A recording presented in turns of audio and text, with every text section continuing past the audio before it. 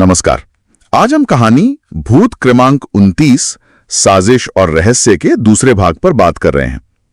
पिछली बार कहानी एक ऐसी जगह रुकी थी जहां उर्मिला के अंदर की आत्मा ने सिर्फ विकी कहा। हाँ, बस विकी। और जो बाबा का तंत्र अनुष्ठान था वो पूरी तरह फेल हो गया। बिल्कुल फेल। कोई रिएक्शन नहीं आत्मा का, एकदम शांत।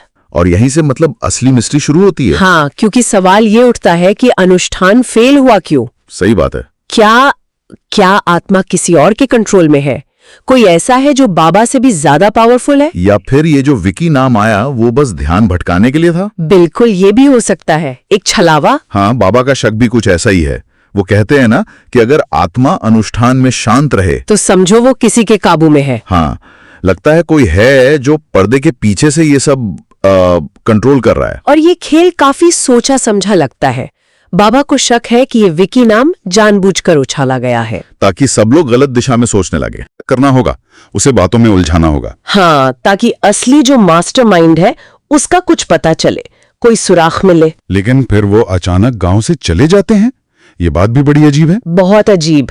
कहते हैं कि वो उस इंसान से मिलने जा रहे हैं जिसने ये सब रचा है, और ये उनकी परीक्षा का टाइम है, ऐसे बोलते हैं। और जाते हुए खिड़की से वो आत्मा उन्हें देखती है। हाँ, ये सीन तो काफी डरावना भी है और रहस्यमय भी। बिल्कुल।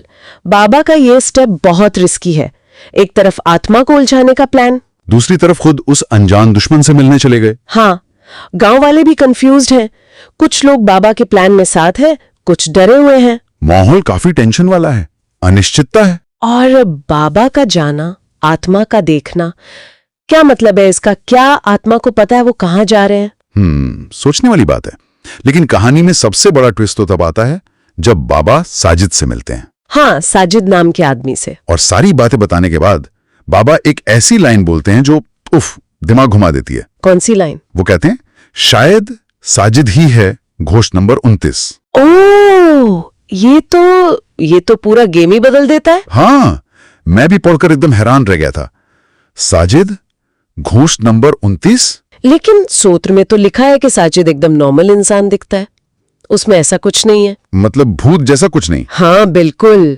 तो फिर वो भूत क्रमांक 29 कैसे हुआ? ये सबसे बड़ा सवाल है अब। तो क्या भूत क्रमांक 29 कोई असली भूत है ही नहीं? ये हो सकता है, बहुत मुमकिन है। मतलब भूत शब्द किसी और चीज के लिए इस्तेमाल हो रहा है, जैसे कोई कोड नेम। हाँ बिल्कुल, ये एक बहुत स्ट्रॉन्ग पॉसिबिलिटी है।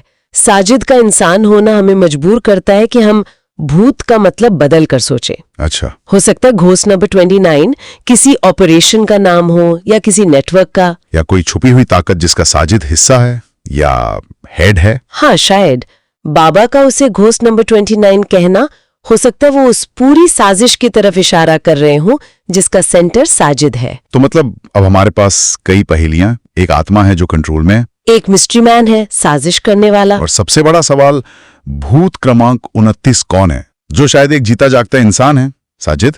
और ये हमें सोचने पर मजबूर करता है, अगर घोष नंबर 29 कोई पारंपरिक भूत नहीं है तो फिर कहानी में डर किस बात का है? अलौकिक शक्तियों का या यह इंसान की अपनी साजिशों का, उसके छुपे हुए इरादों का? हाँ, ये कहानी को एक अलग ही लेवल पे ले जाता है, साइकोलॉजिकल थ्रिलर जैसा। बिल्कुल, ये सोचने पे मजबूर करता है कि असली भूत कौन है, वो जो दिखता नहीं या वो जो हमारे बीच ही है इंसान के रूप में।